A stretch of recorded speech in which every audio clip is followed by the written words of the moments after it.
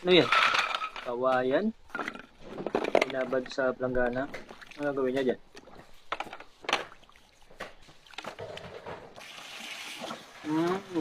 Nalinisin yung loob.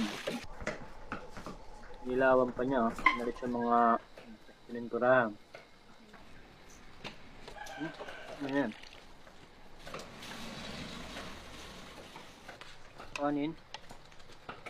Tapos, gawa ito ng suman.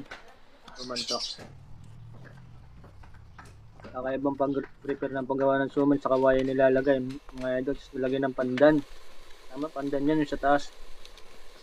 Yung pinakatakip niya. Pandan na yun. Niluluto nila. Parang iniiyaw sa kawayan. Binabalatan ulit.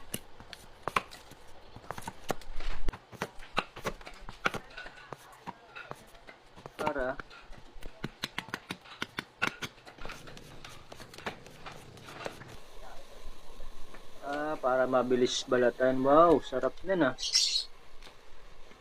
Para mabilis matanggal yung suman, kaya pinapanipis yung kawayan. Ayos.